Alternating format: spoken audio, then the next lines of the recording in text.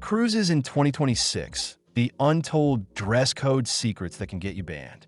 Dear, imagine this. You're at the cruise terminal, bags packed, boarding pass in hand. The vacation you've been waiting months for is finally here. But just as you're about to walk through security, an officer pulls you aside and says, "You can't board like that." You're confused, embarrassed, and then you hear the words no cruiser wants to hear. You'll need to change or you won't be allowed on. This isn't a hypothetical. Incidents like this are happening more and more in 2026, and they all come down to one thing: your outfit. Most people think cruise dress codes are about formal night or what to wear to dinner. But here's the truth. In 2026, the rules have gotten stricter. Major cruise lines have updated their dress codes, not just for style, but for safety, security, and even international law. And if you show up wearing the wrong thing, you could be denied boarding, refused service, or even asked to disembark. That's why today, we're counting down the 5 outfits you should never wear on a cruise, because they're not just frowned upon anymore. They can actually get you removed from the ship. But first, subscribe is free. Some of these are obvious. Others might surprise you. And the last one? It's banned on every cruise line, regardless of destination. We'll explain what to avoid, why these rules exist, and what you should pack instead so your trip doesn't end before it even begins. Let's get into it, starting with the outfit that's banned in more countries than you might realize and still catches new travelers off guard. Outfit number 1. Camouflage or military-inspired clothing. This is one of the most commonly misunderstood cruise dress code violations, and it can ruin your trip before it begins. In 2026, wearing camouflage is banned not just on certain ships, but also in multiple port destinations. And yes, it can get you removed from a cruise. Let's break it down. Camouflage clothing, even fashion versions with pink or blue accents, is strictly illegal in several Caribbean and African countries, including Barbados, Jamaica, St. Lucia, Antigua, and Ghana. These governments associate camouflage with military personnel, and civilians wearing it can be mistaken for impersonating soldiers. It's taken seriously, and penalties range from fines to outright denial of entry. That matters because cruise lines must follow local laws. If your outfit violates the law in a port country, the cruise line has the right to refuse boarding or ask you to disembark to avoid diplomatic issues. This happened on a Southern Caribbean sailing in 2025. A couple arrived at the terminal wearing matching camo shorts. Security flagged them immediately. The issue? One of their ports was St. Lucia, where camouflage is considered illegal attire. They were given one option: change on the spot or miss embarkation. Luckily, they had extra clothes in their carry-on. Not everyone does. In another case, a family was stopped before boarding because their 10-year-old son was wearing a camouflage hoodie. They were shocked. It was a light gray and black design from a popular kids brand. But because it featured a camouflage pattern, they were asked to remove it and check the item in their luggage. That moment of confusion and embarrassment could have been avoided with a quick wardrobe check. Cruise lines like Carnival, Royal Caribbean, and MSC now include camouflage bans in their embarkation emails and in-app travel reminders. Some even post signs at check-in points. And in 2026, many terminals have upgraded AI-driven scanners that flag camouflage prints for secondary review. Even beyond boarding, this rule follows you. Some excursions, especially in port areas with military checkpoints, will refuse guests wearing camouflage, regardless of cruise line policy. And if you're hoping for a stress-free family photo in port, you don't want security guards stepping in to ask questions about your outfit. Also keep in mind, if you're sailing on a multi-country itinerary, like a transatlantic cruise or Southern Caribbean route, you may pass through 2 or more countries where camo is restricted. What's fine in Aruba could be a major issue in Grenada just 2 days later. Cruise lines won't take chances with customs officials, so even if you're wearing it mid-voyage, you might be asked to change before docking. Another often overlooked area: cruise sponsor excursions. If you're heading out on a guided tour near government buildings, museums, or sacred sites, wearing military-style gear, even unintentionally, can be seen as insensitive or threatening. Tour guides may even ask you to remain on the bus, cutting your experience short. Here's the rule of thumb: If it even looks like military gear, camo print, combat boots, tactical vests, or insignia-style patches, leave it at home. Even children's clothing with camo patterns can be flagged at some terminals. Some guests argue that they've worn camo on other vacations without issue. But cruise lines don't gamble when legal consequences are involved. In 2026, enforcement is stronger and policies are tighter. So if you're packing for your cruise, make it easy. Skip the camo entirely. It's not worth the risk, the hassle, or the hold-up at boarding. This one catches more people off guard than you'd expect. And in 2026, it's no longer just a suggestion. It's a rule with teeth. Cruise lines have been tightening enforcement of their codes of conduct over the past few years, and what you wear now plays a big part in whether you're allowed to board or even stay on the ship. The updated policy? Any clothing with language, images, or messaging that could be seen as offensive, inflammatory, or inappropriate can result in denied boarding or removal from public spaces. Let's start with an example. In late 2025, a passenger on a Carnival cruise wore a graphic tee with a political slogan and an aggressive image.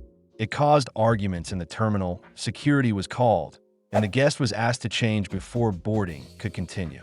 The incident delayed the line and made headlines. The new policy was introduced just months later. Cruise lines like Carnival, Royal Caribbean, Norwegian, and Virgin Voyages now state clearly, passengers must refrain from wearing clothing that could create an unsafe or hostile environment.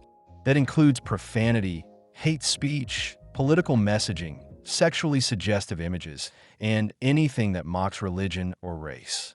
And yes, it applies even if it's meant as a joke. What some passengers forget is that cruise ships are floating communities.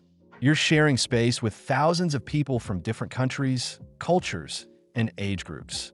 What you find funny or harmless could be deeply offensive to someone else. And cruise lines don't want fights breaking out on deck because of someone's t-shirt. You might be thinking, but I've worn stuff like this on land with no problem. Sure, but cruise ships operate under maritime law and are bound by their own guest conduct rules. Plus, they're liable if an altercation breaks out. That's why enforcement in 2026 is stricter than ever. Terminal staff are trained to flag offensive clothing at check-in. Crew members are authorized to ask guests to change if their outfit creates disruption. And if they refuse, security gets involved. One thing to note, this policy doesn't just apply at embarkation. Crew are instructed to intervene if a shirt causes complaints during the cruise. That means you could be enjoying a drink at the bar or walking the promenade, and a crew member may quietly ask you to go change. If you refuse, your cabin key can be deactivated until the issue is resolved. So what's safe? Solid color shirts, cruise-branded merch, nautical themes, classic vacation slogans. Anything that doesn't provoke a reaction is fair game. Bottom line, if you're packing for a cruise in 2026, skip the edgy shirts. It's not the time or place to make a statement that could jeopardize your trip. Let's get something out of the way. Yes, you're on a cruise, and yes, it's perfectly fine to wear a swimsuit, but only in the right places. In 2026, cruise lines have tightened their dress code enforcement, especially when it comes to guests wearing swimwear in dining venues, lobbies, elevators, and theaters. It's one of the most common and embarrassing reasons people get pulled aside by crew. Cruise ships are designed to accommodate all kinds of travelers: couples, families, multi-generational groups, and formal night enthusiasts. And that means your swimwear, while totally appropriate by the pool, can raise eyebrows or even complaints if worn elsewhere. Several cruise lines now include clear signage at pool deck exits, cover-up and footwear required beyond this point. And they're serious about it. If you're walking into the buffet in just a wet swimsuit, expect to be stopped. Not just out of modesty, but for hygiene reasons too. There was a case in 2025 on a Royal Caribbean ship where a guest in a bikini walked into a cafe near the theater. A crew member politely asked her to return once she had proper attire. She refused, claiming she was just grabbing water, and ended up getting reported to security. Her key card was temporarily deactivated until she met with guest services and agreed to follow the dress code. Another example? A man wearing swim trunks and no shirt walked into a breakfast buffet on a princess ship in 2026. He had just come from the pool, but as he stepped in, staff immediately stopped him and asked him to return once he had on a shirt and shoes. He got frustrated, made a scene, and ended up being escorted out. Not the way anyone wants to start their morning. And here's something most travelers don't realize. Some cruises include guests from cultures where modesty is more strictly observed.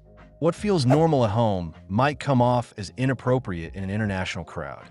That's why cruise lines are extra careful in shared spaces like atriums, elevators, lounges, and family-friendly cafes. Dress codes aren't about policing fun. They're about balancing comfort for thousands of passengers, all trying to enjoy the same space. So here's what to do. Pack a breathable cotton cover-up or a quick dry shirt in your day bag.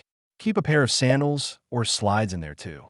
These take up almost no room and make it easy to stay in line with expectations while still keeping that vacation vibe. No one's saying you can't wear a swimsuit on a cruise. Just remember the invisible boundary. Pool deck? Go for it. Buffet line? Not the place. Respect the shared space. Follow the rules, and your cruise will feel way more relaxed for you and everyone around you. In 2026, the rule is simple. If it could create confusion or interfere with safety, don't wear it. Stick to vacation gear. Cruise casual. Nothing that says staff, security, or has insignias, pins, or stripes that could be mistaken for rank. Cruise lines take this seriously because it directly impacts emergency response. If someone yells, "I need help," in a crowd, they need to know exactly who to look for. And here's something you might not expect. Even children's clothing can raise concerns. On a Disney cruise in 2025, a child dressed in a sailor costume was mistaken for a junior crew participant during embarkation photos. Staff gently explained the issue to the parents and offered a refund on the costume. But the child wasn't allowed to wear it during activities near guest services or the bridge viewing area. Why? Because even innocent confusion can trigger security reviews. Theme nights can also be tricky. Some cruises include White Night, Captain's Gala, or uniform night events, and while passengers are encouraged to dress up, cruise lines now clearly outline costume guidelines. You're fine to wear formal wear, but avoid any outfit that includes stripes, name badges, or shoulder epaulets. These can resemble officer attire, which is a line many cruise lines won't let you cross. Enforcement is proactive. At check-in, embarkation photos are now reviewed by AI-driven systems to flag outfits resembling staff uniforms. If you're stopped and asked to change, don't take it personally. It's about guest safety and smooth communication during the cruise. Also, during muster drills, clarity is critical. Crew members must be easily identifiable. If you're dressed like them, even unintentionally, it slows down response time. Some passengers have been asked to wear a safety vest over their outfit during drills just to avoid confusion. Not a fun start to your cruise. So, before packing that crisp navy shirt or gold-accented blazer, ask yourself, could this be mistaken for crew gear? If yes, skip it. You can still dress sharp, just keep it clearly civilian. This one has become a major focus for cruise lines in 2026, and it's no longer just about Halloween or theme parties.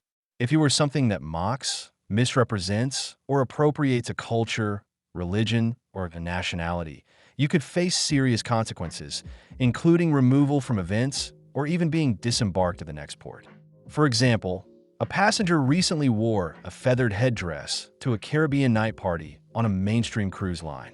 What was meant as festive was immediately flagged by staff, and the guest was escorted back to their cabin and told to change. Cruise lines now consider anything that caricatures indigenous, religious, or national attire as inappropriate. It's not just about the big statements either. Even t-shirts with printed costume graphics, like faux kimonos or exaggerated ethnic prints, have led to warnings and written citations. The rules are clear. If your outfit references a culture you don't belong to in a way that could be viewed as mocking or stereotypical, it's off limits. And these policies aren't just guidelines anymore. They're enforceable. Crew are trained to spot these issues at themed events, at embarkation, and especially on international routes where local sensitivities are a priority. The best rule? Celebrate without imitating.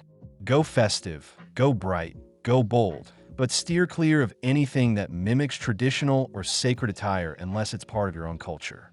Cruise lines want everyone to feel welcome, and that starts with respecting each other, especially in how we dress. And there you have it. 5 outfits that can cause way more trouble than you think on a cruise in 2026. Some might seem harmless. Some might even feel like fun.